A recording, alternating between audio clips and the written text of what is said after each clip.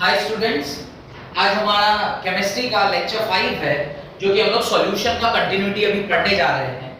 Last class में मैंने आपको बताया था solubility of solids in liquid, पर आज का जो हमारा 5वां लेक्चर है सॉल्यूशन चैप्टर का, उसके अंदर हम लोग देखेंगे solubility of gas in liquids. Gas किस प्रकार से लिक्विड में डिसॉल्व करता है इसके बारे में आज जानेंगे, और कितनी मात्रा गैस की कितने मात्रा ऑफ लिक्विड में जब डिसॉल्व करता है तो सॉल्युबिलिटी का डेफिनेशन बनता है इन terms of gases dissolving in liquid, वो भी जानेंगे। फिर जो हमारा नेक्स्ट टॉपिक है आज के क्लास का वो है factor affecting the solubility of gas in liquids. क्या-क्या वो फैक्टर हैं जो सॉल्युबिलिटी ऑफ गैस कितना डिसॉल्व होगा लिक्विड में, उसके ऊपर भी थोड़ी डिस्कशन आज करेंगे कि लिक्विड के अंदर जब गैस डिसॉल्व होता है तो क्या-क्या फैक्टर डोमिनेंट होते हैं।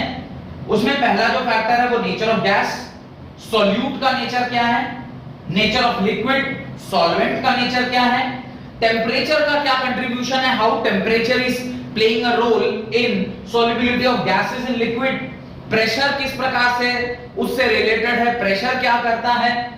देन हेनरीज लॉ, सबसे इंपॉर्टेंट कॉन्सेप्ट जो आज की क्लास का है वो है Henry's law. The reason of Henry's law being important is, अगर हेनरी लॉ हमें समझ में आ गया तो समझिए कि आप कोई भी सवाल जो सॉल्व करेंगे वो बड़ी आसानी से आपका क्या होगा, क्लियर हो जाएगा, क्योंकि हेनरी लॉ का समझना एक क्वांटिटेटिव रिलेशनशिप स्टैब्लिश करना। क्वांटिटेटिव रिलेशनशिप मतलब आप एक रिलेशनशिप स्टैब्लिश करेंगे between how much gas is dissolved in how much liquid, क्या रिलेशनशिप है उनके बीच में, उसके ऊपर मैं कोशिश करूंगा एक न्यूमेरिकल कर रहा हूं आपको। फिर हेनरीज लॉ के कुछ एप्लीकेशन देखेंगे जो डे टू डे लाइफ में हमें यूज में आते हैं, और फाइनली क्या लिमिटेशंस है हेनरी लॉ के, यानी कहां-कहां हेनरी लॉ वैलिड नहीं है, ये सारा कुछ आज हम लोग इस लेक्चर में देख रहे हैं। अगर आप मेरे चैनल पर नए हैं तो मैंने सॉल्यूशन का, उसके पिछले चैप्टर सॉलिड स्टेट का सारा जो लेक्चर है वो मैंने ऑलरेडी डाल रखा है। अगर आपने उसे नहीं देखा है तो प्लीज जाइए प्लेलिस्ट में चेक करिए, वहां पर भी आपको मिल जाएगा, या डिस्क्रिप्शन बॉक्स में लिंक दिया हुआ है वहां से एक बार चेक कर लीजिए। उन सारे लेक्चर्स को एक बार देख के then you come and see this particular lecture. और अगर मेरे वीडियोस आपको पसंद आ रहे हैं तो प्लीज इसे लाइक करिए, अपने दोस्तों के साथ शेयर करिए, और अगर हो सके तो मेरे चैनल को सब्सक्राइब करिए। यही गुरु दक्षिणा मानी जाएगी कि आप अगर मेरे से कुछ सीख रहे हैं तो उसके एवज में अगर आप मुझे गुरु दक्षिणा कुछ देना चाहते हैं तो प्लीज मेरे चैनल को सब्सक्राइब करिए, सो दैट कि ज्यादा से ज्यादा लोगों का। तो आज की क्लास का हमारा जो पहला टॉपिक है that is solution of gas in liquid. तो सबसे पहले आप इसका डेफिनेशन लिखिए, लिखना स्टार्ट करिए। The solubility of any gas in a particular liquid is the volume of gas in cubic centimeter that can be dissolved in unit volume of the liquid to form saturated solution at a certain temperature and under the pressure of 1 atm. The solubility of any gas in a particular liquid is the volume of gas in centimeter cube that can be dissolved in unit volume of a liquid to form saturated solution at certain temperature and under the pressure of 1 atm. Full stop. उसके नीचे एक line और add करिए। Almost all gases are soluble in water to different extents. लगभग सारे gas पानी में dissolve होते हैं, थोड़ा या कम ये डिपेंड करता है, पर लगभग सारे गैस पानी में डिसॉल्व करते हैं। ये एक इंपॉर्टेंट सी बात है, इसको आप अपने वहां पे कॉपी में लिख लीजिए। अब समझते हैं solubility of gas in liquid क्या है। कह रहा है कि अगर ये आपका कंटेनर है और इस कंटेनर में आपने क्या ले रखा है, लिक्विड ले रखा है, इस कंटेनर में आपने लिक्विड ले रखा है, इस लिक्विड की वॉल्यूम सपोज मैं बोल रहा हूं 1 cc है। 1 cc means 1 cc is equal to 1 ml के बराबर। एक एग्जांपल ले रहे हैं 1 cc is equal to 1 ml, या मैं इसे 1 यूनिट वॉल्यूम भी बोल सकता हूं। ये क्या है? 1 यूनिट वॉल्यूम है। जो भी आप यूनिट ले, आपने ml में लिया है, आप 100 ml ले सकते हैं, आप 1 लीटर ले सकते हैं, दैट डिपेंड्स अपॉन यू।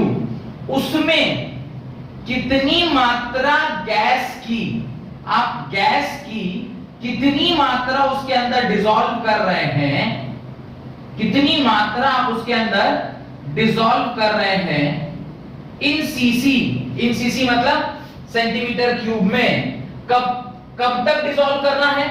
जब तक कि वो जो गैस आप इसके अंदर घोल रहे हैं वो इसके लिक्विड में घुलकर इसको एक सैचुरेटेड सॉल्यूशन ना बना दे।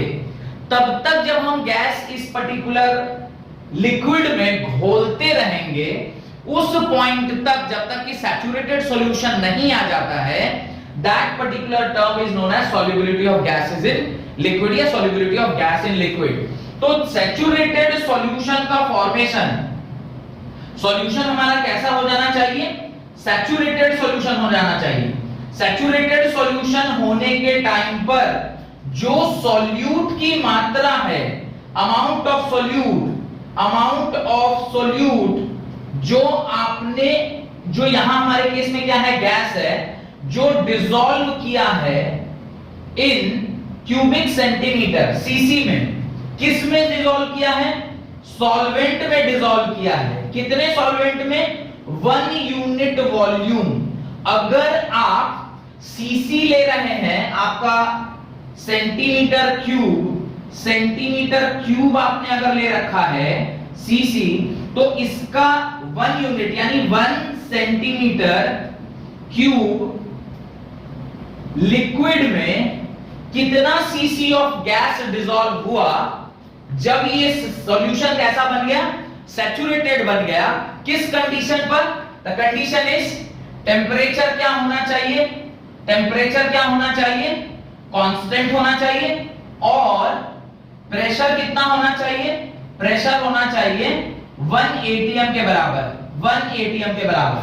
एक बार आप डेफिनेशन को पढ़ें तो आपको समझ में आएगा कि मैंने जो यहां पर समझाने की कोशिश की है वो एज इट इज मैच कर रहा है।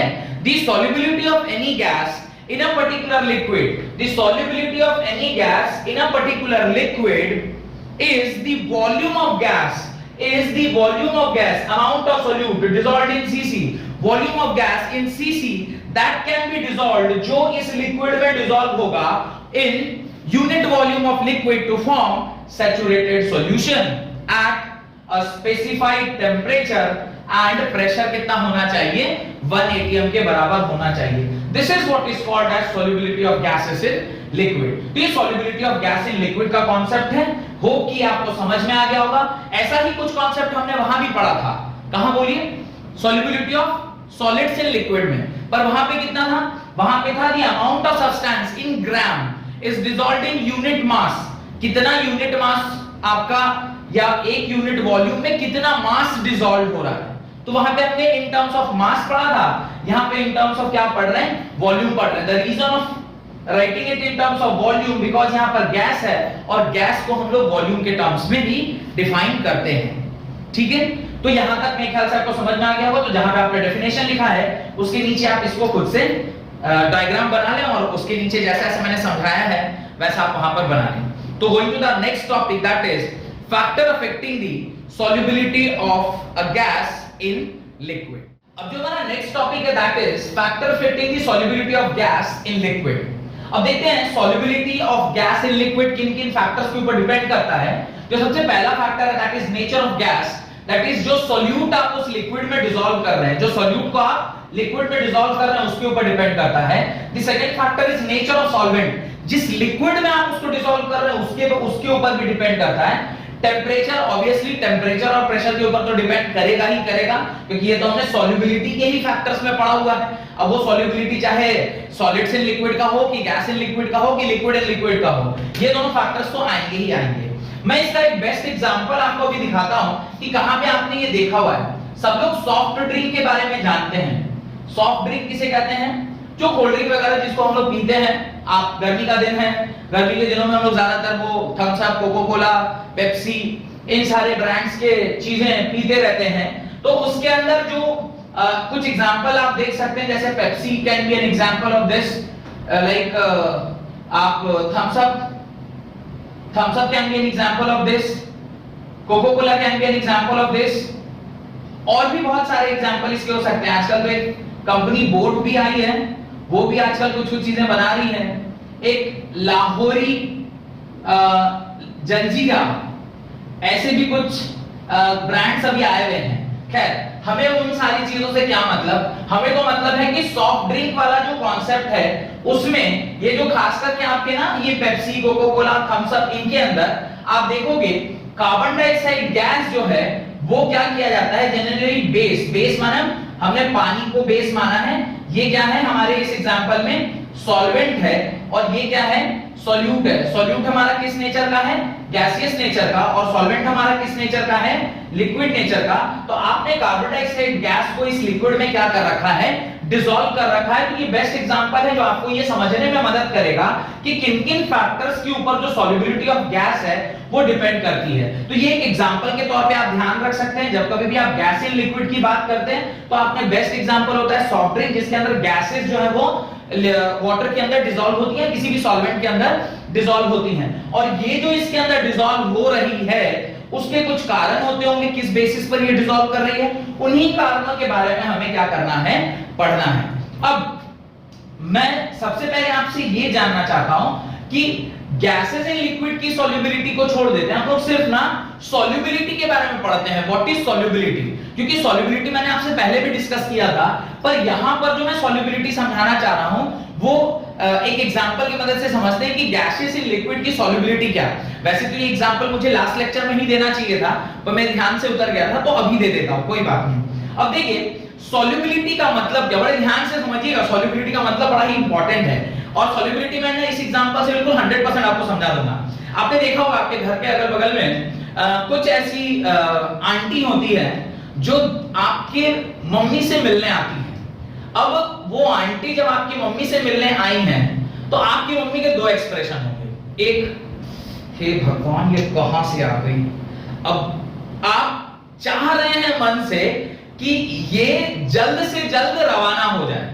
अब रवाना करने के दो तरीके, एक तो आपकी मम्मी आपसे कह दे बोल दो मम्मी घर पे नहीं है, दूसरा अगर वो फिर भी कह रही कि नहीं मम्मी कहां जाएगी, अभी तो कोरोना है, लॉकडाउन लगा हुआ है, मम्मी जाएंगी कहां, तो वो जबरदस्ती अगर घर में घुस गई तो वो आंटी को कहां बैठाती है मम्मी, आपके ड्राइंग हॉल में बैठाती हैं, बड़ा हॉल में बैठा के रखो सोफे के ऊपर, मैं आती हूं थोड़े देर में।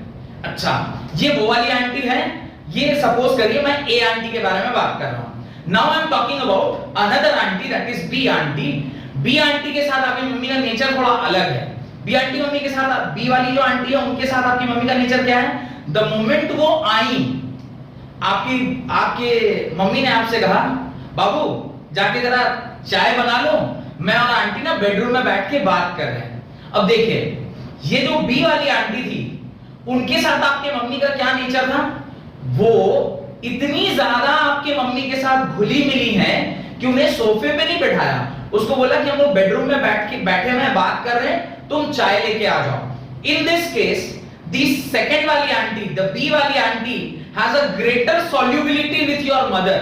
आपकी मम्मी के साथ उनका जो सॉल्युबिलिटी है, मिक्सिंग जो है वो काफी ज्यादा है। लेकिन जो पहली वाली आंटी बेचारी ए वाली आंटी जिनके आने पे आपकी मम्मी ने ऐसे किया था, वो वाली जो आंटी है उनके आने से आपकी मम्मी ने ऐसे कर कहा हे भगवान ये फिर टाइम खराब करने आ गई। वो वाली आंटी के साथ आपकी मम्मी की सॉल्युबिलिटी काफी खराब है। खराब है इन द सेंस अच्छा नहीं है, खराब जैसा तो दुनिया में कुछ भी नहीं होता, अच्छा नहीं है। तो सॉल्युबिलिटी का एक बेस्ट एग्जांपल ये हो सकता है कि कितने घुलनशील हैं, यानी कितना ज्यादा आप लोगों के बीच में अटैचमेंट है। अब इसको मैं एक और एग्जांपल देता हूं सॉल्युबिलिटी से समझने के लिए, पानी के साथ। अब देखिए सपोज करिए ये Na+ है और ये Cl- है, ये Na+ और Cl- ये दोनों वो आंटी हैं जो सेकंड वाले केस में आई थी। इन आंटी को आपकी मम्मी का रिसीविंग कैसे हो रहा है वो देखिए। आपकी मम्मी सपोज करिए पानी है, तो आपकी मम्मी ने कैसे रिसीव कर रही है, ये आपकी मम्मी जिनके ऊपर कौन सा चार्ज है, नेगेटिव चार्ज। ये सोडियम जो कि कैसा चार्ज है, पॉजिटिव चार्ज। अब ये चारों साइड से इसको कैसे घेरता जा रहा है, द रीजन ऑफ घेरना इज ये चाहता है कि ये इनको क्या करें, चारों साइड से घेर लिया। जितना ज्यादा ये इस आयन को वाटर ने घेर के रखा हुआ है, मैं बोलूंगा सोडियम की सॉल्युबिलिटी उतनी ज्यादा है। आप क्लोरीन को भी देखें, क्लोरीन की भी सॉल्युबिलिटी चेक करते हैं, इसके ऊपर माइनस है तो इसके ऊपर कौन सा चार्ज डेवलप होता है, डेल प्लस। इसके ऊपर कौन सा चार्ज डेवलप होता है, डेल प्लस। अब देखिए जो पानी है वो किस प्रकार से क्लोरीन को अपने चारों तरफ घेर के रखता है, क्लोरीन को अपने चारों तरफ घेर के रखता है। थोड़ा ध्यान से देखिए, ये पानी का नेचर है कि वो इस प्रकार से, वाटर का नेचर है वो इस प्रकार से क्लोरीन को क्या करके रखा हुआ है, घेर के रखा हुआ है। द रीजन इसको घेर के रखा है, क्यों, क्योंकि ये क्लोरीन को चारों साइड से इसलिए घेर के रखा है क्योंकि इसके ऊपर पॉजिटिव चार्ज था और इसके ऊपर नेगेटिव चार्ज था। यानी ये क्लोरीन इस पर्टिकुलर पानी में काफी ज्यादा घुल मिल सकता है। लेकिन कुछ एक ऐसा कंपाउंड बताता हूं जो कि नॉन पोलर है। सपोज करिए H2 एक नॉन पोलर कंपाउंड है और गलती से अगर H2 पानी में आ गया, अब पानी में ये तो इसके ऊपर तो कोई चार्ज नहीं होता, आपको ध्यान होगा मैंने बताया था कि पोलर सॉल्वेंट और पोलर सॉल्यूट का एग्जांपल दिया था। अब ये पानी चूंकि पोलर है, ये पानी पोलर है जिसके ऊपर नेगेटिव और इसके ऊपर पॉजिटिव चार्ज है, और ये नॉन पोलर है, तो ये इसको अट्रैक्ट करेगा, नहीं करेगा। अगर ये इसको अट्रैक्ट नहीं कर रहा तो क्या ये इसमें घुलेगा, नहीं घुलेगा। तो यानी ये वाली कौन सी आंटी थी, ये ए टाइप आंटी है, और सोडियम और क्लोराइड कौन सी आंटी है, बी टाइप आंटी है। सॉल्वेंट में जब हमारा सॉल्यूट पूर्णतः मिक्स हो जाता है तो वहां पे उसकी सॉल्युबिलिटी बढ़ जाती है। आप खुले दिल से स्वागत करते हैं, आइए हमारे घर में आइए, बैठिए, खाइए, पीजिए, तो उसकी उस टर्म्स में जब बात करते हैं तो आपकी सॉल्युबिलिटी काफी ज्यादा है, तभी आप सारी बातें एक दूसरे से शेयर करते हैं। लेकिन जब सॉल्युबिलिटी काफी खराब है, जैसे कि यहां पर, तो आप वो जो गेट में एक छोटा सा वो पिन होल होता है, उससे ही आप देख के कहते हैं हो चली जाती तो अच्छा है। बच्चे के मुंह से आप बुलवा देते हैं, या आपकी मम्मी आपसे कहती कह दो कि मम्मी नहीं है, बाजार गई हुई है।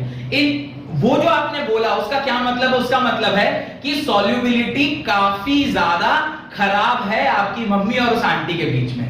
होप कि ये एग्जांपल से आपको सॉल्युबिलिटी क्या होता है ये समझ में आ गया। अब अगर मैं इसकी बात करूं कि नेचर ऑफ गैस या नेचर ऑफ लिक्विड, या गैस इस लिक्विड में डिसॉल्व हो रहा है, इसका मतलब क्या होना चाहिए, the moment gas comes to liquid, liquid उसको चारों तरफ से अगर घेर ले, लिक्विड उसको चारों तरफ से घेर ले, इसका मतलब है कि उस गैस का उस लिक्विड में सॉल्युबिलिटी क्या है, ज्यादा है। लेकिन अगर वो गैस जैसे ही अराइव किया और लिक्विड ने उसको क्या किया, घेरने के बजाय रिपेल करना स्टार्ट कर दिया, इसका मतलब उसकी सॉल्युबिलिटी ज्यादा है कि कम है, ऑब्वियसली कम होगी। तो इस एग्जांपल से मुझे पूरा विश्वास है कि सॉल्युबिलिटी का मतलब क्या होता है ये तो आपको क्लियर हो ही गया होगा।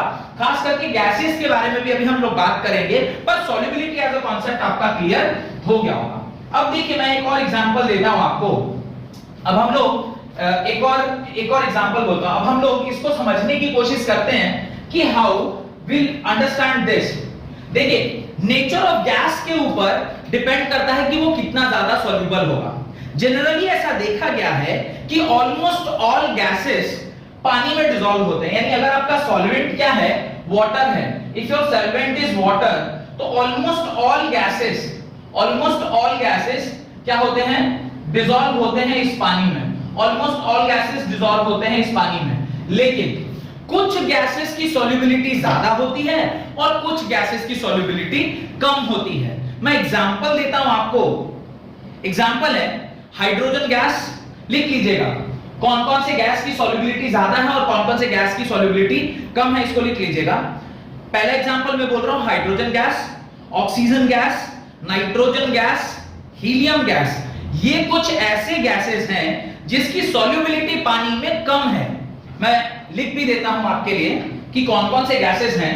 एक है हाइड्रोजन गैस, एक है oxygen gas, nitrogen gas, helium gas, etcetera. These all gases कि solubility in water is less, solubility क्या है, लेस है, सॉल्युबिलिटी इन सारे गैसेस की क्या है, लेस है। Example number 1। अभी एग्जांपल नंबर 2 देखिए, कुछ ऐसे भी गैसेस हैं जैसे NH3, जैसे HCl, SO2 एटसेट्रा, इन सारे गैसेस की जो सॉल्युबिलिटी है पानी में वो काफी ज्यादा है, वो काफी ज्यादा है। मुझे एक चीज बताइए, आप लोग अब खुद भी समझ गए होंगे, मुझे बताने की आवश्यकता नहीं है, ये किस नेचर के गैसेस हैं? दिस इज तो इनर्ट गैस, ये किस नेचर के गैसेस हैं? These all are polar gases or non-polar gases? These all are non-polar gases, ये सारे non-polar हैं। और पानी कैसा होता है? पोलर होता है। तो जब पोलर सॉल्वेंट में आप नॉन पोलर चीज को मिलाइएगा तो उसकी सॉल्युबिलिटी ज्यादा होगी कि कम होगी? ऑब्वियसली कम होगी। लेकिन आप NH3 देखिए, electronegativity of nitrogen is higher than the electronegativity of hydrogen. ये चूंकि यहाँ पे पोलैरिटी डेवलप करेगा तो ये काफी आसानी से इसके अंदर सॉल्युबल होगा। HCl HCl is hydrochloric acid, H के ऊपर प्लस और Cl के ऊपर माइनस, ये भी बड़ी आसानी से इसके ऊपर डिसॉल्व होगा। SO2 यहाँ पर भी पोटेंशियल डिफरेंस बोल रहा हूँ, यहाँ पे भी एक्चुअली देखा जाए तो कहीं ना कहीं डिफरेंस ही है, चार्ज का डिफरेंस है, यानी कहीं ना कहीं डाइपोल का डिफरेंस है, सब वही है। फिजिक्स केमिस्ट्री तो रिलेटेड ही है, मैंने आपको फिजिक्स वाले लेक्चर में भी ये बताया हुआ है कि SO2 इज पोलर और नॉन पोलर, और डाइपोल मोमेंट के रिस्पेक्ट में मैंने बताया था। तो SO2 क्या है? एक नॉन पोलर सब्सटेंस, और नॉन पोलर सब्सटेंस है तो sorry SO2 is a polar substance, तो पोलर सब्सटेंस है तो वाटर के साथ आसानी से डिसॉल्व होगा। यानी नेचर ऑफ गैस और नेचर ऑफ लिक्विड के ऊपर किस तरीके से रिलेशनशिप रहता है ये आपको समझ में आ गया होगा कि अगर मेरा जो सॉल्यूट है यानी जो गैस है वो नॉन पोलर नेचर का है तो उसकी सॉल्युबिलिटी लेस है, लेकिन अगर मेरा जो सॉल्यूट है वो अगर पोलर नेचर का है तो उसकी सॉल्युबिलिटी ज्यादा है। और इसका वाइस वर्सा भी, अगर मान लीजिए मेरा गैसियस सॉल्यूट यही सब है, लेकिन अगर मैं यहाँ पानी की जगह क्या ले लूं, मैं बेंजीन ले लूं, इसके जगह पर मैं क्या ले लूं, बेंजीन ले लूं, द मोमेंट यहाँ पर मैं बेंजीन लूंगा, अब इसकी सॉल्युबिलिटी क्या हो जाएगी, मोर हो जाएगी। अगर इसी एग्जांपल में मैं इसकी जगह पर क्या ले लूं, बेंजीन ले लूं, इसकी जगह पर मैं क्या ले लेता हूं, बेंजीन ले लेता हूं। बेंजीन भाई I am taking benzene, benzene is a non polar solvent, तो इसी टाइम पे इसकी सॉल्युबिलिटी क्या हो जाएगी, लेस हो जाएगी। तो it depends upon the nature of solute as well as the nature of solvent. तो होप कि ये दोनों पॉइंट तो आपको अच्छे से क्लियर हो गया होगा। Next, temperature. अब देखिए टेंपरेचर के बढ़ाने से क्या इंपैक्ट पड़ता है वो हम लोग समझते हैं। आपने लास्ट वाला जो कॉन्सेप्ट पढ़ा था जहां पर आपने देखा था factor affecting the solubility of solids in liquid, solid के केस में आपने पढ़ा था कि सॉल्युबिलिटी बढ़ती है जब हम लोग टेंपरेचर को क्या करते हैं, बढ़ाते हैं। जब हम लोग टेंपरेचर को बढ़ाते हैं तो उसकी सॉल्युबिलिटी क्या हो जाती है, बढ़ जाती है। मैंने आपको एग्जांपल भी दिया होगा, वो जो हम लोग चाशनी बनाते हैं उस केस में जब आप ज्यादा सॉल्यूट को डिसॉल्व कराना चाहते हैं तो आप क्या करते हैं, उसको हीट करते हैं। हीट करने से उसके मॉलिक्यूलर डिस्टेंस बढ़ेंगे, मॉलिक्यूलर डिस्टेंस अगर सॉल्वेंट के बढ़ गए तो पार्टिकल्स ऑफ सॉल्यूट आसानी से उसके अंदर जा सकेगा, जिसकी वजह से उसकी सॉल्युबिलिटी बढ़ जाती है। लेकिन जब हम लोग टेंपरेचर बात कर रहे हैं इन terms of gaseous in liquid, तो अभी आप क्या कर रहे हो, जिस कंटेनर में आप लिक्विड्स को क्या किए हो, लिक्विड में आपने गैसियस मॉलिक्यूल्स को डाल रखा है, ये आपके गैसियस मॉलिक्यूल्स हैं जिसको आपने लिक्विड के अंदर क्या किया है, डाल दिया है। अब जब आप सिस्टम का टेंपरेचर बढ़ाओगे, जब आप सिस्टम का टेंपरेचर बढ़ाओगे तो क्या होगा, सिस्टम के टेंपरेचर के बढ़ने से इन गैसियस मॉलिक्यूल में, ये जो गैसियस मॉलिक्यूल है इसके अंदर रैंडमनेस आ जाएगी, इसके अंदर क्या आ जाएगी, रैंडमनेस आ जाएगी। रैंडमनेस क्यों आएगी, because once you increase the temperature, अगर आप टेंपरेचर बढ़ाते हैं तो उसकी वाइब्रेशनल एनर्जी, उसकी एनर्जी बढ़ती है, और एनर्जी बढ़ेगी तो वो स्केप करने की कोशिश करेगा। स्केप करना मतलब वहां से भागने की कोशिश करेगा। तो अगर ये क्लोज कंटेनर नहीं है तो देयर आर चांसेस कि ये मॉलिक्यूल्स क्या हो, यहां से स्केप आउट कर जाएं, यहां से बाहर निकल जाएं। अगर ये मॉलिक्यूल्स यहां से बाहर निकल जाएंगे तो टेंपरेचर के बढ़ाने से मॉलिक्यूल्स और ज्यादा, यानी गैसियस जो मॉलिक्यूल्स थे यानी जो सॉल्यूट थे उसकी मात्रा बढ़ने के बजाय क्या हो रही है, घट रही है। इसलिए मैं बोलूंगा कि टेंपरेचर और सॉल्युबिलिटी ये जो है वो इनवर्सली प्रोपोर्शनल है। यानी टेम्परेचर और सॉल्युबिलिटी जो है वो इनवर्स रिलेशनशिप पे रहते हैं। टेम्परेचर और solubility is having a inverse relationship. Solubility घटती है जब आप टेम्परेचर को बढ़ाते हैं। सॉल्युबिलिटी घटती है जब आप टेम्परेचर को बढ़ाते हैं। लिख लीजिए इस बात को, the solubility of gas decreases with increase in temperature. The solubility of gas decreases with increase in temperature. This is because when gas is dissolved in liquid, then on heating the solution of gas, some gases is usually expelled out of the solution. Some gases are usually expelled out of the solution, due to which the concentration of solute decreases. और solute का concentration अगर घटेगा तो solubility basically क्या हो गई, घट गई। तो टेम्परेचर के बढ़ने से सॉल्युबिलिटी घट जाती है। तो जो मैंने लिखवाया है उसके नीचे ये डायग्राम बना लें और उसके नीचे ये जरूर से लिख लीजिएगा कि टेम्परेचर और सॉल्युबिलिटी के बीच में क्या रिलेशनशिप है। टेम्परेचर जब बढ़ता है तो सॉल्युबिलिटी घटती है, या फिर मैं बोलूं टेम्परेचर के घटने से सॉल्युबिलिटी बढ़ती है। Done. Next and the last factor जो हमें पढ़ना है, that is effect of pressure. तो ये एक बार आपने बना लिया है तो आज का जो इस पर्टिकुलर टॉपिक का जो लास्ट कॉन्सेप्ट है दैट इज प्रेशर। प्रेशर के बारे में भी हम लोग बात करते हैं। हाउ प्रेशर इज डिपेंडिंग, यानी how pressure is related to solubility. Pressure और सॉल्युबिलिटी का क्या नाता है। देखिए बहुत ही आसान है, ये तो आप जानते भी हैं, मैं अगर ना भी बताऊं तो भी आपको पता है कि प्रेशर के बढ़ने पर जो सॉल्युबिलिटी होती है वो भी क्या कर जाती है, इंक्रीज कर जाती है। प्रेशर के बढ़ने पर जो सॉल्युबिलिटी होती है वो भी क्या कर जाती है, इंक्रीज कर जाती है। कैसे इंक्रीज करती है उसको सोचिए। आपने एक एग्जांपल देखा हुआ है एलपीजी का, या फिर आज की क्लास जहां से मैंने स्टार्ट की थी वहां पे मैंने आपसे सॉफ्ट ड्रिंक का एग्जांपल दिया था। सॉफ्ट ड्रिंक और एलपीजी के केस में आप प्रेशर बढ़ा के उसकी सॉल्युबिलिटी को क्या कर देते हैं, इंक्रीज कर देते हैं। आपने अंडर एक्सटेंसिव प्रेशर उसको क्या कर दिया है, सोल्यूबल बना दिया है, या फिर उसको क्या कर दिया है, ज्यादा देर मिक्स करके रख देते हैं। अभी देखिए, अगर मान लीजिए सॉफ्ट ड्रिंक का एग्जांपल है, आप सॉफ्ट ड्रिंक को जब बॉटल खोलते हैं यू वुड हैव फाइंड एक हिजिंग साउंड आता है। वो हिज साउंड कहां से आया, जो गैसियस मॉलिक्यूल्स आपके उस लिक्विड में डिसॉल्व्ड था उसका कुछ मात्रा ऊपर प्रेजेंट होता है। जब आप बॉटल खोलते हैं तो वो वहां से एस्केप आउट कर जाता है, पहली बात। दूसरी बात, सॉफ्ट ड्रिंक जो भी हम लोग कंज्यूम करते हैं उसका टेस्ट जब वो ठंडा होता है, काफी ज्यादा ठंडा होता है, फ्रीज में रखा होता है, तभी हमें आता है। जब वो गर्म हो जाता है यानी नॉर्मल टेम्परेचर पे आ जाता है, फिर हमें उसका ज्यादा टेस्ट नहीं आता।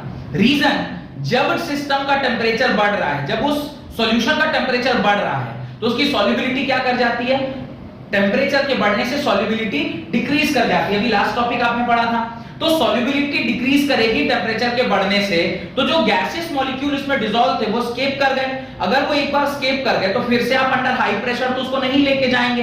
अगर नहीं लेके जाएंगे तो वो जो एरेटेड जो एयर जो उसमें यानी गैसेस के मॉलिक्यूल जो उसमें डिसॉल्व थे, they are no more further dissolved, तो आपको उसका टेस्ट नहीं आएगा। इन ऑर्डर कि उसका टेस्ट बरकरार रहे, आप उसको कहां स्टोर करके रखते हैं, फ्रिज में या रेफ्रिजरेटर में। अगर आप उसे रेफ्रिजरेटर में स्टोर करके रखे हैं तो रेफ्रिजरेटर का टेम्परेचर क्या होता है, कम।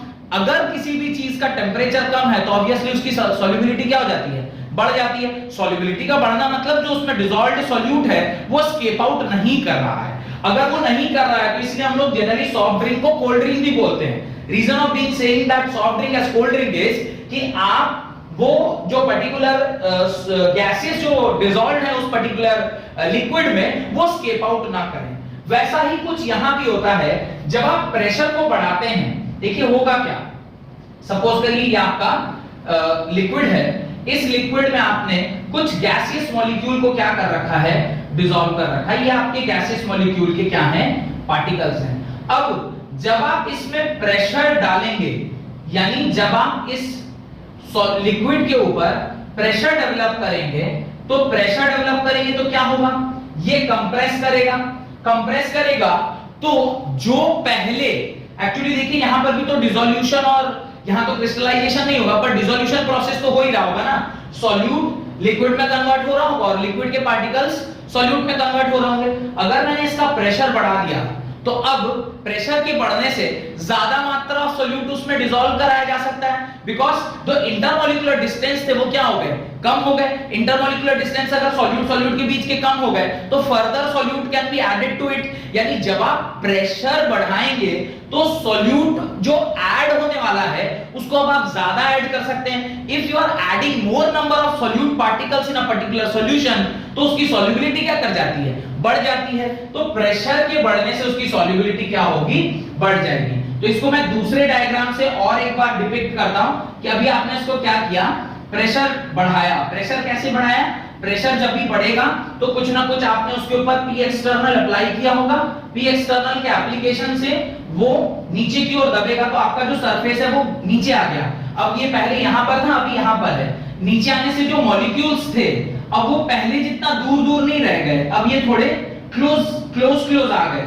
अगर क्लोज आ गए हैं तो जो पार्टिकल्स अब सॉल्यूट के प्रेजेंट थे वो अभी छोटे से वॉल्यूम में ही रह रहे हैं और कुछ पार्टिकल्स और यहां पर ऐड किए जा सकते हैं। तो जो एडिशनल आप सॉल्यूट को यहां पर क्या करोगे, ऐड करोगे, वो जो सॉल्यूट है जिसको आपने ऐड किया है वो प्रेशर के कम होने से सॉल्युबिलिटी क्या कर देगा, उस सिस्टम की बढ़ा देगा। तो वो ओरिजिनल जो सॉल्यूट थे वो तो ये हैं, और जो मैंने ऐसे करके बनाया है वो प्रेशर के बढ़ने पर, यानी जब आपने इसके ऊपर प्रेशर लगाया तो उसके प्रेशर के बढ़ने से नंबर ऑफ सॉल्यूट पार्टिकल्स अब ज्यादा ऐड हो पाए, और जब नंबर ऑफ सॉल्यूट पार्टिकल्स ज्यादा ऐड हो पाए तो उसकी सॉल्युबिलिटी क्या हो गई, बढ़ गई। तो ये जो नए नए पार्टिकल्स हैं वो ये हैं, और जो पुराने वाले पार्टिकल्स हैं ये ऐसे हैं। तो इसे मैं ओल्ड पार्टिकल बोलता हूं, इसे मैं न्यू पार्टिकल बोलता हूं। तो अभी आप देखिए ओल्ड पार्टिकल्स की संख्या यहाँ पे उतनी ही है जितनी यहाँ पर है, पर यहाँ पर प्रेशर के बढ़ने से उनके बीच का जो इंटरमॉलिक्यूलर डिस्टेंस है वो क्या हो गया, कम हो गया। तो उसी लिक्विड में we can further add more number of solutes. इस तरीके से आपको ये समझ में आ गया कि नेचर ऑफ गैसेस के ऊपर कैसे सॉल्युबिलिटी डिपेंड करता है, नेचर ऑफ लिक्विड्स के ऊपर कैसे डिपेंड करता है, टेम्परेचर के ऊपर कैसे डिपेंड करता है और प्रेशर के ऊपर कैसे डिपेंड करता है। ये जनरली 3 या 4 नंबर का क्वेश्चन आपसे पूछा जाता है। अगर ये सवाल आपको पूछा जाए तो आप इन सारों को पिक्टोरियली और विद एक्सप्लेनेशन आसानी से अब समझाने के पोजीशन में आ गए होंगे। और सॉल्युबिलिटी क्या होती है जो मैंने समझाया है, होप दैट आंटी वाला concept is helping to make you understand कि सॉल्युबिलिटी क्या होती है। हर घर की कहानी है, हर घर में ऐसा होता है, इसलिए हंसने की जरूरत नहीं है। अब जो आज की क्लास का हमारा नेक्स्ट टॉपिक है that is Henry's law. Henry's law का पहले डेफिनेशन लिख देते हैं, उसके बाद मैं समझाता हूं आपको कि व्हाट इज हेनरीज लॉ। या पहले मैं समझा देता हूं what is Henry's law. Henry was the first scientist जिन्होंने एक रिलेशनशिप स्टैब्लिश किया बिटवीन गैसियस कितनी मात्रा में डिसॉल्व करेगा किसी भी लिक्विड के अंदर, और पहली बार क्वांटिटेटिव रिलेशनशिप स्टैब्लिश हुआ।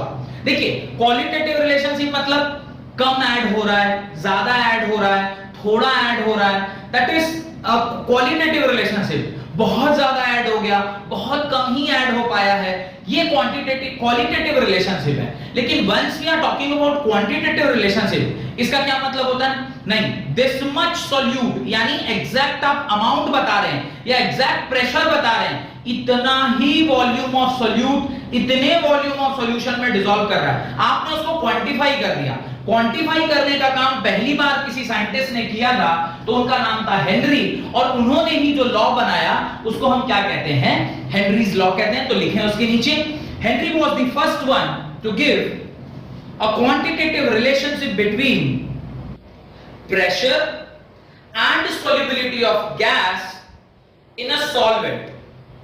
Henry was the first one to give a quantitative relationship between pressure and solution of the gas in solvent, which is known as Henry's law. This is known as Henry's law. Full stop. उसके बाद उसने Henry law क्या है वो लिखिए, paragraph change करके। It states that at constant temperature the solubility of gas in liquid is directly proportional to partial pressure of gas present above the surface of liquid or solution. मैं एक बार और वापस से रिपीट कर रहा हूं, क्या उन्होंने कहा है? It states that at constant temperature the solubility of a gas in liquid is directly proportional to the partial pressure of gas present above the surface of liquid or solution. क्या चमत्कारी भाई साहब थे, कैसे ये सब पता कर लिया पता नहीं, पर जो इन्होंने बताया है उसको हमें समझना बहुत जरूरी है। समझना इसलिए जरूरी है क्योंकि अगर आप ये कॉन्सेप्ट नहीं समझेंगे कि इसके बाद वाला जो लिक्विड डिसॉल्व्ड लिक्विड है वो तो बिल्कुल ही समझ में नहीं आएगा। जहां पर इसी का एक एक्सटेंशन जिसको रॉल्ड्स लॉ बोलते हैं वो मैं पढ़ाऊंगा आपको। तो रॉल्ड्स लॉ को समझने के लिए हेनरी लॉ का समझना बहुत ज्यादा इंपॉर्टेंट है। अब देखिए क्या बोल रहा है, थोड़ा सा कॉन्सेप्चुअल है, पर अगर आप चाहेंगे समझना ना तो समझ जाएंगे, कोई बहुत भारी बात नहीं है। देखिए ये क्लोज कंटेनर है, बहुत अच्छे से समझिएगा ताकि आप आसानी से समझ पाए। ये क्लोज कंटेनर है, इसमें हमने क्या किया है, कोई एक लिक्विड डाल रखा है, कोई एक लिक्विड डाल रखा है। अब जब हम इसके अंदर कोई एक लिक्विड डाल रहे हैं तो लिक्विड की टेंडेंसी होती है कि वो यहां से इस पर्टिकुलर स्पेस में अपना कुछ पार्टिकल्स को वेपर फॉर्म में ले जाए।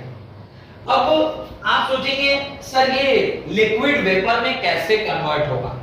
इसको समझने के लिए एक छोटा सा एग्जांपल दूंगा, पर जो टर्म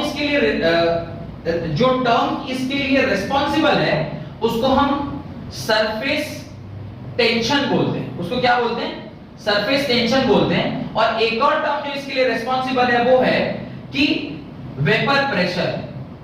वेपर प्रेशर, अब देखिए ये दोनों ही टर्म इसी जगह से रिलेटेड है। क्या होता है, मैं ये छोटे से एरिया का पहले मॉलिक्यूलर डायग्राम आपको दिखाता हूं। मॉलिक्यूलर डायग्राम में देखिए क्या होगा, ये कुछ सॉल्वेंट के पार्टिकल्स हैं जो इस प्रकार से सरफेस पर प्रेजेंट है। ये है ना, यहां पर सपोज करिए यहां इतना सा छोटा पार्ट का मैं एक मैक्रोस्कोपिक व्यू आपको दिखा रहा हूं। एक मैक्रोस्कोपिक व्यू आपको मैं दिखा रहा हूं यहां पे कि ये इसका मैक्रोस्कोपिक व्यू है, मतलब यहां पर कुछ इसी प्रकार की चीजें हो रही हैं जो आपको ऐसे देखने को मिलेगा। अब देखिए इसको मैं ऐसे बड़ा करके दिखा रहा हूं, इसको मैग्नीफाई करके दिखा रहा हूं। अब जो इसका मैग्निफिकेशन होके देख पा रहे हैं, थोड़ा ध्यान से देखिएगा तो समझ में आ जाएगा कि मॉलिक्यूल सॉलिड स्टेट ऑलरेडी आप लोग पढ़े हुए हैं। इसे मेरे ख्याल से अब ये समझना आपके लिए बहुत ज्यादा कठिन नहीं होना चाहिए कि ये किस प्रकार से मॉलिक्यूल्स आपस में इस तरह से जुड़े हुए। थोड़ा सा ध्यान से देखिए, अब मैं ना एक पर्टिकुलर मॉलिक्यूल को क्या कर रहा हूं, कंसीडर कर रहा हूं। सपोज करिए मैं इस मॉलिक्यूल को कंसीडर करता हूं। अभी इस मॉलिक्यूल को जो मैंने कंसीडर किया है तो इस मॉलिक्यूल के ऊपर फोर्सेस को थोड़ा चेक करते हैं। इस तरफ से ये वाला मॉलिक्यूल इसको इस तरफ खींच रहा है, ये वाला मॉलिक्यूल इसको इस तरफ खींच रहा है, ऊपर वाला मॉलिक्यूल इसको इधर खींच रहा है और नीचे वाला मॉलिक्यूल इसको इधर खींच रहा है। होप कि ये आपको समझ में आया कि ये जो हमने ब्लैक कलर से सर्कल किया है उसको चारों साइड के मॉलिक्यूल्स उसको इस प्रकार से खींच रहा है। लेकिन अभी मैं एक और मॉलिक्यूल या एक और एटम जिसको मैं बोल रहा हूं आपको थोड़ा इसको भी कंसीडर करिए। जब आप इसको कंसीडर करेंगे तो एक और चीज आपको समझ में आएगी, एक और चीज आपको समझ में आएगी कि इसके बारे में जब हम चेक करेंगे तो इसको ये वाली मॉलिक्यूल इधर खींच रही होगी, ये इस तरफ खींच रही होगी और ये इस तरफ खींच रही होगी। क्लियर? लेकिन क्या इस मॉलिक्यूल को ऊपर की ओर कोई खींच रहा है? नहीं खींच रहा है। अगर इसको कोई ऊपर की ओर नहीं खींच रहा है तो यहाँ पे बैलेंस्ड फोर्स है या अनबैलेंस्ड फोर्स है? हॉरिजॉन्टली तो बैलेंस्ड फोर्स है, पर वर्टिकली बैलेंस्ड फोर्स है या अनबैलेंस्ड फोर्स है? अनबैलेंस्ड फोर्स है। तो अगर कोई इसे नीचे खींच रहा होगा तो कोई एक दूसरा फोर्स होना चाहिए जो ऊपर की ओर खींचे। वो जो ऊपर से खींचने वाला फोर्स है उसी को क्या बोलते हैं? सरफेस टेंशन, जो उसको क्या करता है? ऊपर की ओर खींच रहा होता है। अब जब वो उसको ऊपर की ओर खींचेगा तो देयर आर चांसेस ये जो मॉलिक्यूल्स हैं वो यहां से स्केप करके कहां चले जाएं? इधर कहीं पर आ जाएं। इस प्रकार से ये जो मॉलिक्यूल्स हैं वो स्केप करके क्योंकि अनबैलेंस्ड फोर्स का वहां पर प्रेजेंस था, तो वो एस्केप करके कहां आ गए, ऊपर की ओर आ गए। कहां से, इस पर से। अगर वो एक बार यहां से ऊपर की ओर आ गए हैं तो उनका स्टेट क्या हो जाएगा, वो कौन सी स्टेट में प्रेजेंट होंगे, वो गैसियस स्टेट में प्रेजेंट होंगे। अब ये जो गैसियस स्टेट में प्रेजेंट हैं, इनके वजह से जो प्रेशर पड़ रहा होता है उसी को हम क्या बोलते हैं, वेपर प्रेशर। क्योंकि जहां गैस है वहां प्रेशर है, तो वो जो प्रेशर क्रिएट कर रहा होता है उसको क्या बोलते हैं, वेपर प्रेशर बोलते हैं। इस हेनरी लॉ को समझने के लिए ये कॉन्सेप्ट जानना आपके लिए काफी जरूरी है। वैसे तो ये कॉन्सेप्ट अगर मैं ना भी समझाऊं, सिर्फ मैथमेटिकली जो स्टेटमेंट लिखा है उसको सिर्फ मैथमेटिक्स में बोल देता तो भी मेरा काम हो जाता, लेकिन मैं चाहता हूं कि आप इसको फील करें। फील जब तक नहीं कीजिएगा तो फिर आपको समझ में आना थोड़ा मुश्किल होगा। तो ये जो मैंने इसका मैक्रोस्कोपिक डायग्राम बनाया है, वहां से मुझे समझ में आ रहा है कि चूंकि यहाँ पे अनबैलेंस्ड फोर्स है, अनबैलेंस्ड फोर्स होने के कारण अगर ये मान लीजिए बैलेंस फोर्स नहीं है तो इसको तो नीचे की ओर दब जाना चाहिए था, यानी पूरा का पूरा लिक्विड ऐसे नीचे की ओर दब जाना चाहिए था ना, क्योंकि सारे के सारे जो ऊपर वाले लेयर पे मॉलिक्यूल्स होंगे या एटम्स होंगे उसको तो सब नीचे की ओर खींच रहा होगा, लेकिन वो अपनी जगह पर ही है। अगर वो अपनी जगह पर है तो कोई तो ऐसा फोर्स होगा जो उसको ऊपर से और खींच रहा होगा। That force is what, that is surface tension. अब एक बार आप हेनरी लॉ को पढ़ें, वो क्या कह रहा है, it states that at constant temperature. अच्छा ये भी याद रखिएगा, ये सारी चीजें कब हो रही है, जब टेंपरेचर क्या है, कांस्टेंट है। अगर टेंपरेचर कांस्टेंट नहीं रहा तो ये जो वेपर बनने की प्रक्रिया है ये तो तेजी से बढ़ जाएगी ना। अगर आप टेंपरेचर बढ़ा दोगे तो वेपर बनने का जो स्पीड है वो बढ़ जाएगा, और अगर टेंपरेचर घटा दोगे तो वेपर बनने का जो स्पीड है वो घट जाएगा। तो ये टेंपरेचर कांस्टेंट होना चाहिए।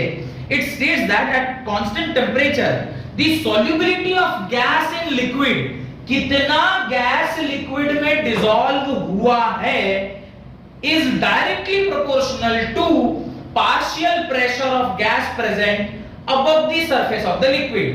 कितना गैसियस मॉलिक्यूल इसके अंदर डिसॉल्व हुआ है वो डायरेक्टली प्रोपोर्शनल है पार्शियल प्रेशर ऑफ उसी पर्टिकुलर सब्सटेंस का जो वेपर फेज में पार्शियल प्रेशर है।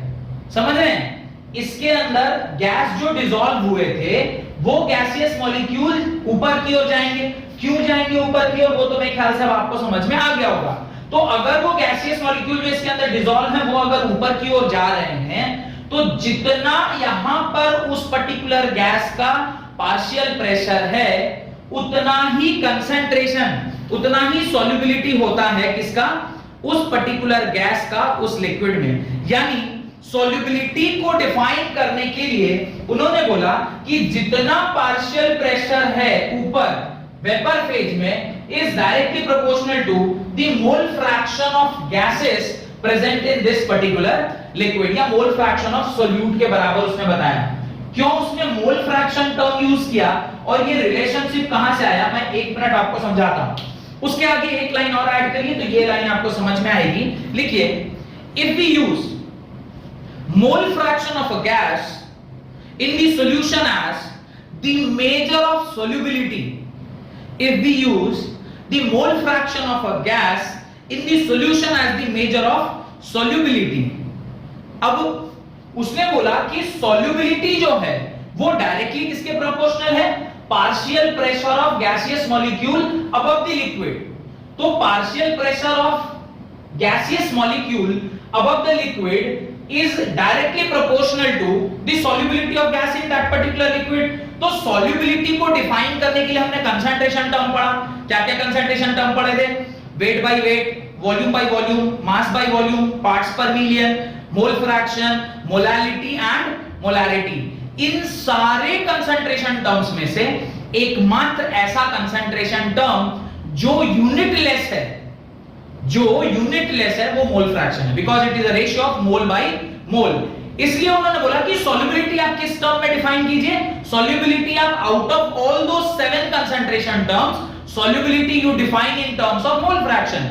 मोल फ्रैक्शन का वैल्यू जितना अमाउंट ऑफ सॉल्यूट इस गैसेस में डिसॉल्व्ड है उसका mole fraction is equal to, यानी is proportional to the partial pressure. अब देखिए मेरे लिए क्या निकालना आसान है, पार्शियल प्रेशर निकालना आसान है, मोल फ्रैक्शन निकालना आसान है। अगर मुझे मोल फ्रैक्शन पता ही होता तो कितना गैस डिसॉल्व हो रहा है ये हमें निकालने की पता जरूरत क्या पड़ती। मोल फ्रैक्शन तो मुझे पता ही था, लेकिन प्रेशर निकालना हमारे लिए ऑलवेज आसान होता है। आपने क्लास 11th में बैरोमीटर, मोनोमीटर, इस तरह के कुछ डिवाइसेस के बारे में पढ़े थे जो प्रेशर को बड़ी आसानी से कैलकुलेट कर लेते हैं। या मर्क्यूरी रिलेटेड आपको याद होगा ना, मर्क्यूरी से कैसे कैलकुलेट करते हैं। तो वो सारे डिवाइसेस हमने इसीलिए पढ़ रखे थे।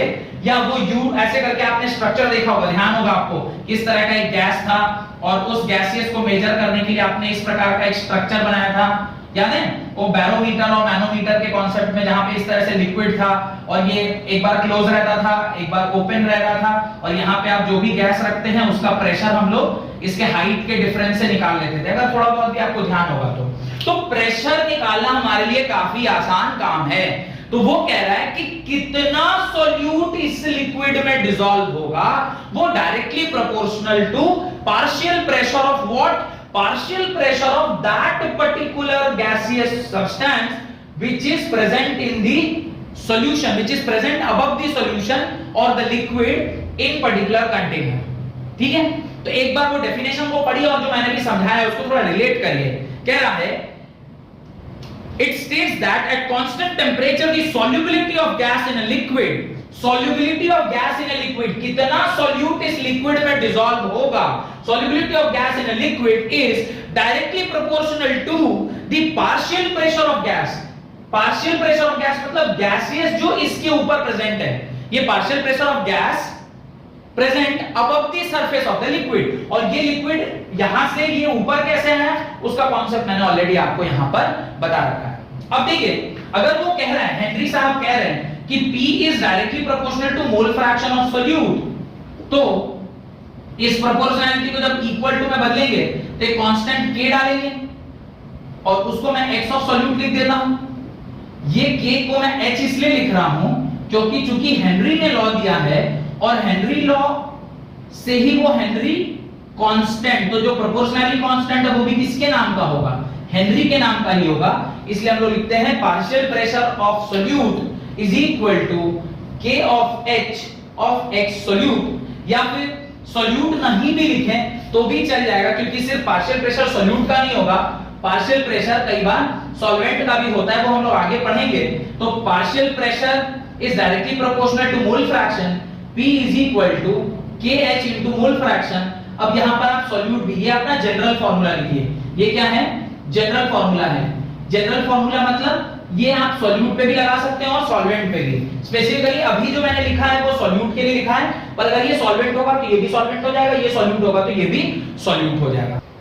यहाँ पे ये जो KH है इसको हम लोग क्या कहते हैं, हेनरीज कांस्टेंट कहते हैं, बिकॉज़ हेनरी नहीं दिया है तो उसके नाम का कांस्टेंट है, इसलिए हम लोग उसे हेनरी कांस्टेंट कहते हैं। ठीक है, अब जब आप पार्शियल प्रेशर का ग्राफ बनाएंगे with respect to mole fraction, जब आप पार्शियल प्रेशर का ग्राफ बनाएंगे with respect to mole fraction, ध्यान से देखिएगा क्या आएगा। अब अगर मैं पार्शियल प्रेशर का ग्राफ बनाता हूं मोल फ्रैक्शन के साथ, क्या होगा, पार्शियल प्रेशर और मोल फ्रैक्शन डायरेक्टली प्रोपोर्शनल है। तो अगर मैं यहां पर आपको पार्शियल प्रेशर ले लूं और इस पर आप मैं मोल फ्रैक्शन ले लूं तो इसका जो ग्राफ होगा वो कैसा आएगा, straight line passing through origin. क्यों ऐसा होगा, देखिए P is equal to constant into mole fraction, P is equal to constant into mole fraction। अगर ऐसा है तो मैं क्या लिख सकता हूं, Y is equal to mx plus c, ये इक्वेशन ऑफ स्ट्रेट लाइन होती है। Y is equal to mx plus c, आपने क्लास 10th में इसके बारे में पढ़ा होगा कि Y is equal to mx plus c is equation of straight line where c is intercept। अगर मैं इस इक्वेशन को इसके साथ कंपेयर करूं, देखिएगा ये मोल फ्रैक्शन है, ये जो मैंने लिखा है ये मोल फ्रैक्शन है और ये x लिखा हुआ है, y is equal to mx, तो ये जो है ना नीचे वाला ये x लिखा हुआ है। तो y is equal to mx plus c में जब आप इसके साथ कंपेयर करेंगे तो y एक्सिस पे आपने क्या रखा है, प्रेशर रखा है, x एक्सिस पे आपने क्या रखा है, मोल फ्रैक्शन रखा है। तो ये अगर straight line, equation of straight line through origin को अगर मैच कर रहा है तो आपका ग्राफ कैसा आएगा, कुछ इस प्रकार का आएगा। और इसका जो स्लोप होगा यानी प्रेशर वर्सेस मोल फ्रैक्शन का जो स्लोप होगा वो किसके बराबर होगा, KH के बराबर यानी हेनरी कांस्टेंट के बराबर। तो अगर कोई न्यूमेरिकल इससे रिलेटेड भी आपको अगर पूछ लेता है कि प्रेशर वर्सेस मोल फ्रैक्शन का ग्राफ आपको क्या देता है, यानी slope of pressure versus mole fraction आपको क्या देगा, तो आपको क्या देगा, वो हेनरीज कांस्टेंट देगा। और Henrys constant is an experimental value. ये हमें कहां से मिलता है, एक्सपेरिमेंट से मिलता है, क्योंकि अलग-अलग गैसेस का जो पार्शियल प्रेशर है वो अलग-अलग होगा और अलग-अलग गैसियस सॉल्यूट का जो गैसियस सॉल्यूट है उसकी सॉल्युबिलिटी अलग-अलग होगी। तो सॉल्युबिलिटी गैस के चेंज करने से सॉल्युबिलिटी बदलेगी। सॉल्युबिलिटी किसके प्रोपोर्शनल है, पार्शियल प्रेशर के प्रोपोर्शनल है, तो उसके हिसाब से उसका जो KH वैल्यू है वो भी क्या आएगा, अलग-अलग आएगा। होप कि यहां तक आपको अच्छे समझ में आ गया। तो इसके बाद आप एक क्वेश्चन लिखें उसके नीचे, right, H2S, a toxic gas with rotten egg smell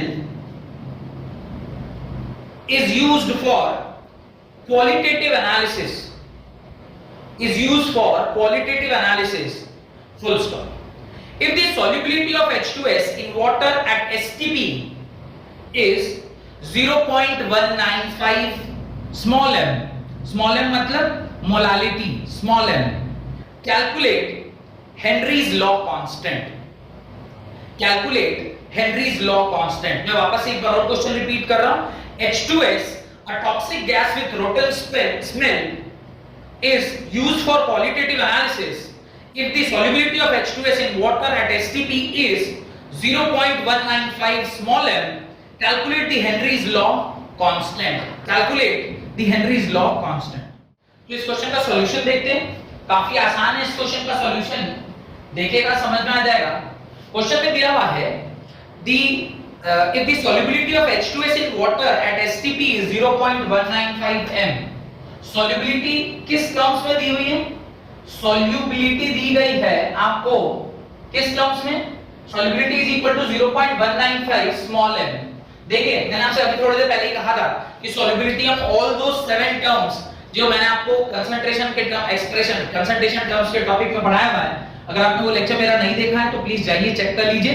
concentration के सारे टर्म्स पढ़ाए हुए हैं, लेक्चर 3 है परहैप्स, तो उसको एक बार चेक कर लीजिएगा ताकि आप समझ पाए कि यहाँ पर सॉल्युबिलिटी हम लोग किस प्रकार से निकाल रहे हैं। सॉल्युबिलिटी अगर 0.195 स्मॉल m दिया हुआ है, यानी पहले हमें ये डिकोड करना पड़ेगा कि ये क्या लिखा हुआ है। मैंने वहां पर जो लेक्चर मैंने पढ़ाया है वहां पे भी मैंने डिकोड करना सिखाया है, यहाँ पे भी एक बार और बता देता हूं आपको कि हाउ टू डिकोड इट। अभी क्या अगर लिखा है 0.195 H2S, यानी 0.195 H2S gas is dissolved in 1000 gram of water। यही बोल रहा है ना, इसका मतलब यही है, क्योंकि मैंने मोलालिटी को क्या डिफाइन किया था, moles of solute divided by amount of solvent in KG, और मैंने कहा था केजी अगर ग्राम में करना है तो उसको 1000 से मल्टीप्लाई कर सकते हैं। अब मेरे को क्या निकालना है, I need to calculate the value of KH। आपसे उसने यही पूछा है। अगर वो KH आपको पता करना है तो आपको क्या करना होगा, pressure of H2S whole divided by mole fraction of H2S निकालना होगा। यानी जो हमारा नेक्स्ट काम है वो ये निकालना कि प्रेशर ऑफ H2S कितना होगा और मोल फ्रैक्शन कितना होगा। तो प्रेशर तो डायरेक्टली नहीं दिया हुआ, लेकिन इनडायरेक्टली आपको इंफॉर्मेशन दिया हुआ है। उसने क्वेश्चन में बोला है एट STP। STP का मतलब होता है स्टैंडर्ड टेम्परेचर एंड प्रेशर। और यहां पर जो प्रेशर होता है वो हमें पहले से पता होता है, जो कि 0.987 बार के बराबर होती है। यानी मेरे को ऊपर वाला टर्म पता है 0.987 बार के बराबर। अब मेरा नेक्स्ट काम है मोल फ्रैक्शन ऑफ H2S निकालना। मोल फ्रैक्शन ऑफ H2S यानी जो सॉल्वेंट डिसॉल्व हुआ है उसका मोल फ्रैक्शन निकालना है। मैं ऊपर क्या लिखूंगा, mole fraction of H2S whole divided by mole fraction of H2S plus mole fraction of H2S is equal to moles of H2S by moles of H2S plus moles of water. अच्छा, इसके moles तो directly मुझे पता है, क्यों, क्योंकि इतना moles of H2S gas is dissolved in this, यानी मोल्स ऑफ H2S का इंफॉर्मेशन तो मेरे को क्वेश्चन में ही दिया हुआ था। अभी हमारा नेक्स्ट टारगेट क्या है, मोल्स ऑफ H2O निकालना। तो चलिए मोल्स ऑफ H2O निकाल दें। मोल्स ऑफ H2O कैसे निकलेगा, मोल्स का फार्मूला होता है mass divided by molecular mass. Mass आपको पता है क्या, मास उसने कुछ दिया है, हाँ, अरे उसने बताया ना कितना ग्राम, 1000 ग्राम। तो 1000 ग्राम आपको मास दिया हुआ था और वाटर का मॉलिक्यूलर मास 18 होता है। आप इसे 18 करो, जब से आप सॉल्व करोगे आएगा 55.5। जब आप इसे सॉल्व करोगे आंसर होगा 55.5 मोल। अब एक बार मेरे को ये वाला मोल निकल के आ गया तो मैं ये मोल फ्रैक्शन आसानी से कैलकुलेट कर सकता हूं। मोल फ्रैक्शन की वैल्यू क्या होगी, 0.195 होल डिवाइडेड बाय 0.195 प्लस 55.55। इसको सॉल्व करेंगे तो जो आंसर आता है हमारा मोल फ्रैक्शन का वो आता है 0.0035। तो ये आपका मोल फ्रैक्शन आ गया H2S का। अब ये मोल फ्रैक्शन की वैल्यू जब हम यहां पुट करते हैं 0.0035, जब हम इसे यहां पुट करेंगे तो KH की वैल्यू आ जाएगी और KH की वैल्यू होगी 0.987 होल डिवाइडेड बाय 0.0035। ये वैल्यू कहां से आई, ये इक्वेशन 2 से आई। ये वैल्यू कहां से आई, ये जो आपको गिवन द क्वेश्चन में दिया हुआ था। और ये वैल्यू हमने निकाला कैसे, तो हमने इस फार्मूले से निकाला। ये फार्मूले में क्या क्या चीज चाहिए था, ये चाहिए था, ये चाहिए था, ये दोनों तो हमें दिए गए थे। इसको निकालने के लिए हमने ये वाला फार्मूला यूज किया। और जब आप इन सारी वैल्यूज को पुट करके सॉल्व करेंगे तो KH की जो वैल्यू आती है वो होगी 282 बार के बराबर, 282 बार के बराबर। अब आपके मन में डाउट आएगा, सर आपने KH का जो यूनिट है वो बार कैसे रख दिया। समझने वाला कॉन्सेप्ट है, ध्यान दीजिएगा तो समझ में आ जाएगा। Partial pressure is equal to होता है KH into mole fraction. Mole fraction एक यूनिटलेस क्वांटिटी है। मोल फ्रैक्शन क्या है, यूनिटलेस क्वांटिटी है। और हम लोग डायमेंशन फार्मूला या डायमेंशन एनालिसिस में पढ़े हुए हैं कि प्रेशर यानी दो क्वांटिटी अगर बराबर है तो उन दोनों का यूनिट भी क्या होगा, सेम होगा। तो KH अगर प्रेशर के बराबर है और प्रेशर का यूनिट क्या होता है, बार होता है, तो KH का यूनिट भी क्या होगा, बार ही होगा। इसीलिए हमने, क्योंकि यहाँ पे प्रेशर हमने बार में यूज किया था, इसलिए हमारा जो KH आया वो भी किस में आया, बार में आया। होप कि ये क्वेश्चन आपको समझ में आ गया। तो उसके नीचे हेडिंग डालें सिग्निफिकेंस ऑफ हेनरीज लॉ। उसके नीचे क्वेश्चन लिखें significance of Henry's law. Right, higher the value of KH at a particular pressure, higher the value of KH at a particular pressure, the lower is the solubility of gas in that particular liquid. Higher the value of KH at a particular pressure, the lower is the solubility of gas in that particular liquid. कह रहा है जिस भी particular gas की KH value ज्यादा है, यानी partial pressure की वैल्यू ज्यादा है, उसकी सॉल्युबिलिटी कम होती है उस पर्टिकुलर गैस के अंदर। अब ये कैसे हमें समझ में आए कि भाई जिसका KH वैल्यू ज्यादा है at a KH value of a partial higher the value of KH at a particular pressure, the lower is the solubility. KH की वैल्यू ज्यादा होने का मतलब है KH is directly proportional to what? KH is equal to pressure only. अगर KH की value ज्यादा है तो पार्शियल प्रेशर ज्यादा, पार्शियल प्रेशर ज्यादा मतलब जो सॉल्यूट डिसॉल्व थे वो सारा उड़ के कहां चला गया है, वेपर फेज में आ गया। चूंकि वेपर फेज में जाने की उसकी जो टेंडेंसी वो ज्यादा है, तो अगर लिक्विड से गैस ज्यादा ऊपर वेपर फेज में होगा तो उसकी ऑब्वियसली है सॉल्युबिलिटी क्या होगी, कम होगी। तो KH की वैल्यू से आप निकाल पाएंगे कि उसकी सॉल्युबिलिटी क्या होती है। ये जो इससे ठीक पहले मैंने यहाँ पे एक डायग्राम बनाया था जहां पे गैसियस मॉलिक्यूल ऊपर की ओर उड़ रहे थे। अब KH की वैल्यू पार्शियल प्रेशर के ऊपर डिपेंड करती है। KH जिसका ज्यादा उसका पार्शियल प्रेशर ज्यादा। पार्शियल प्रेशर का मतलब जो सॉल्यूट पार्टिकल्स वहां से उठ के कहां आ गए हैं, वेपर फेज में आ गए हैं। वो याद होगा डायग्राम अभी थोड़ी देर पहले मैंने बनाया था। तो वो जो ऊपर की ओर आ गए हैं वहां पे जब प्रेशर ज्यादा है, इसका मतलब है कि सॉल्यूट लिक्विड में कम डिसॉल्व्ड है और वेपर फेज में ज्यादा प्रेजेंट है। अगर वो वेपर फेज में ज्यादा प्रेजेंट है तभी तो उसका पार्शियल प्रेशर ज्यादा होगा, और अगर पार्शियल प्रेशर ज्यादा है इसका मतलब KH की वैल्यू ज्यादा, और KH की वैल्यू के ज्यादा मतलब कि सॉल्यूट पार्टिकल लिक्विड में उतने डिसॉल्व नहीं है क्योंकि वो तो उड़ के ऊपर आ चुका है। तो KH ज्यादा मतलब सॉल्युबिलिटी कम। तो ये एक रिलेशनशिप है, उसको ध्यान रखिएगा। KH की वैल्यू ज्यादा होती है तो उसकी सॉल्युबिलिटी कम होती है। देखिए जो हमारा नेक्स्ट टॉपिक है that is application of Henry's law. हमें बेसिकली 3 एप्लीकेशन पढ़ने हैं, इसके ऊपर एग्जाम में छोटे-छोटे क्वेश्चन पूछे जाते हैं। जैसे आपसे ये पूछ लेगा बताओ बेंड्स क्या बीमारी है, डिकम्प्रेशन सिकनेस किसे कहते हैं, एनॉक्सिया किसे कहते हैं, स्कूबा डाइवर्स जो होते हैं वो जो सिलेंडर कैरी करते हैं उसमें 11.7% हीलियम क्यों प्रेजेंट होता है, और आपने ये तो सुना ही होगा कि जो लोग हायर एल्टीट्यूड्स पे रहते हैं उन लोगों को थोड़ा बीमारी वगैरह होता है, सांस लेने में तकलीफ होती है, और वो जो बीमारी है उसी को हम लोग एनॉक्सिया बोलते हैं। तो ये सारी चीजें इसके एप्लीकेशन पार्ट में आता है, तो मैं एक एक करके आपको समझाता हूं क्या है। सबसे पहला देखिए कि प्रोडक्शन ऑफ कार्बोनेटेड बेवरेज। ये पूरा कार्बोनेटेड बेवरेज मैंने इसी के बारे में आपको पढ़ाया था, इसी को क्या बोलते हैं, सॉफ्ट ड्रिंक बोलते हैं। ये सॉफ्ट ड्रिंक कैसे बनता है, अंडर हाई प्रेशर। जब आप प्रेशर को हाई कर रहे हैं, प्रेशर जब हाई होगा तो उसकी सॉल्युबिलिटी इंक्रीज करेगी। ये आप लोग पढ़े हैं अभी थोड़ी देर पहले कि प्रेशर जब बढ़ता है तो सॉल्युबिलिटी बढ़ती है।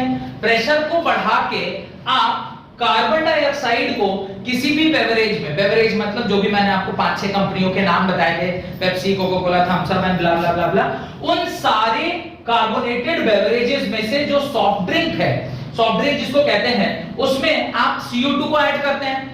जितना ज्यादा प्रेशर होगा उतना ज्यादा उसकी सॉल्युबिलिटी बढ़ेगी, सॉल्युबिलिटी बढ़ेगी तो उसमें ज्यादा कार्बन डिसॉल्व होगा, और कार्बन डाइऑक्साइड अगर डिसॉल्व होगा तो आपको पीने में वो टेस्टी लगेगा। तो ये वन ऑफ द एप्लीकेशन है। अगर किसी भी सॉफ्ट ड्रिंक को टेस्टी बनाना है तो आप उसका प्रेशर बढ़ा के उसमें कार्बन डाइऑक्साइड डाल दीजिए, और डालने के बाद उसको कहां स्टोर करिए, सील्ड बॉटल को कहां स्टोर करिए, हाई टेंपरेचर पे। जब आप हाई टेंपरेचर पे स्टोर करेंगे तो भी उसकी सॉल्युबिलिटी क्या रहेगी, बड़ी भी रहेगी, तो जब आप उसको पिएंगे तो आपको अच्छा लगेगा। यही रीजन है कि हम लोग ठंडा पीते हैं, ठीक है। In the deep sea diving, ये सेकंड एक इंपॉर्टेंट एप्लीकेशन है। जो डीप सी डाइविंग करते हैं, बड़ा इंपॉर्टेंट है, इसको थोड़ा समझिएगा ठीक से। जो लोग स्कूबा डाइवर होते हैं वो क्या करते हैं, एक गैस का सिलेंडर के साथ पानी के अंदर जाते हैं। जब वो पानी के बहुत नीचे चले जाते हैं, आपने ये पढ़ा होगा क्लास 9th में कि जैसे जैसे हम पानी में नीचे की ओर जाते हैं, हाइट के बढ़ने से प्रेशर बढ़ता है। पढ़ा है आपने, वो फॉर्मूला होगा ना, H rho G, rho is density of liquid, G is gravity and H is height of the liquid present above the surface।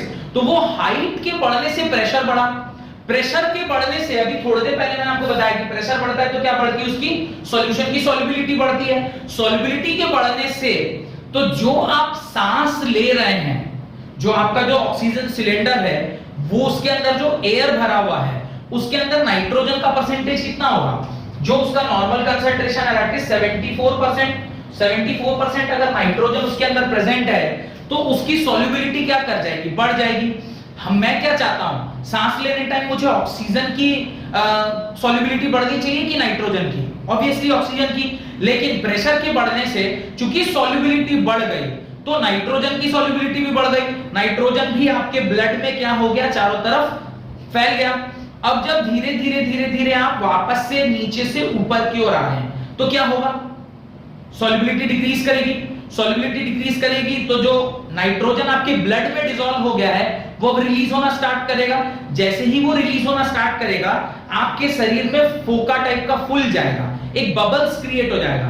Bubbles अगर आपके ब्लड कैपिलरी में बन गया तो वो ब्लड फ्लो रोक देगा और आपके मृत्यु होने के चांसेस ज्यादा है, या आप कमजोर होने के चांसेस ज्यादा हैं। इसी को हम क्या बोलते हैं, बेंड्स और डिकम्प्रेशन सिकनेस बोलते हैं। और इसीलिए जो आपका ऑक्सीजन सिलेंडर होता है, जो स्कूबा डाइवर्स लोग यूज करते हैं, उसमें नाइट्रोजन की मात्रा को डाइल्यूट करने के लिए हम लोग उसमें हीलियम ऐड करते हैं। हीलियम इज इनर्ट गैस, इसकी सॉल्युबिलिटी ऑलमोस्ट ना के बराबर। अब आप पूछेंगे सर सॉल्युबिलिटी इसकी ना के बराबर क्यों होगी, आपको मैंने एकदम आज ही के लेक्चर में स्टार्टिंग में बढ़ाया था कि पानी में या फिर ब्लड में solubility of H2O2 N2M helium are less because they are non-polar। तो इनकी सॉल्युबिलिटी कम होती है। इनकी सॉल्युबिलिटी अगर कम है तो इसको अगर मैं नाइट्रोजन में ऐड कर दूं तो नाइट्रोजन का कंसंट्रेशन क्या हो जाएगा, कम हो जाएगा। तो फिर आपको ऑक्सीजन की मात्रा नीचे भी उतनी ही रहेगी, और जब आप ऊपर से नीचे से ऊपर आ रहे होंगे तो ये जो डिकम्प्रेशन सिकनेस है ये उतना प्रभावित आपको नहीं करेगा जितना 74% नाइट्रोजन वाला जो सिलेंडर होगा वो प्रभावित करेगा। तो स्कूबा डाइवर्स ये भी सवाल पूछते हैं कि स्कूबा डाइवर्स जो पानी के नीचे जाते हैं उनमें ये वाली बीमारी कैसे पाई जाती है और उसको हम लोग माने ठीक कैसे कर सकते हैं। तो भाई adding helium in order to dilute the nitrogen. अगला जो हमारा एप्लीकेशन है वो है for people living at higher altitude. जो लोग हायर एल्टीट्यूड में रहते हैं, हायर एल्टीट्यूड में जो लोग भी रहते हैं उसमें ऑक्सीजन की मात्रा की कमी होती है। ऑक्सीजन की मात्रा अगर कमी हो जाएगी तो आपको सांस लेने में दिक्कत होगी। सांस लेने में दिक्कत होगी तो आपका एक्चुअली सांस लेने में इसलिए दिक्कत हो रही है क्योंकि ऊपर भी प्रेशर क्या होता है, ज्यादा होता है कम होता है। ऊपर टेम्परेचर इज लेस, तो प्रेशर विल बी मोर और लेस। ऊपर टेम्परेचर और प्रेशर दोनों ही क्या होते हैं, कम होते हैं। अगर प्रेशर कम है तो आपकी सॉल्युबिलिटी भी क्या हो जाएगी, कम हो जाएगी। और अगर सॉल्युबिलिटी कम है तो ऑक्सीजन जो कि आसानी से शरीर में डिसॉल्व होना चाहिए था, अब वो डिसॉल्व नहीं हो पा रहे, यानी आप एयर से ऑक्सीजन को नहीं ले पा रहे हैं, जिसकी वजह से आप थोड़े कमजोर पड़ जाते हैं और आपके फेंट या बेहोश होने की संभावना जो है वो बढ़ जाती है। ये जो बीमारी है इसको क्या बोलते हैं, एनॉक्सिया बोलते हैं। तो ये 3 एप्लीकेशन है जिसको आपको बहुत अच्छे से समझ में आना चाहिए। नेक्स्ट लास्ट जो कॉन्सेप्ट है इस पर्टिकुलर टॉपिक का हेनरीज लॉ का, that is limitations of Henry's law.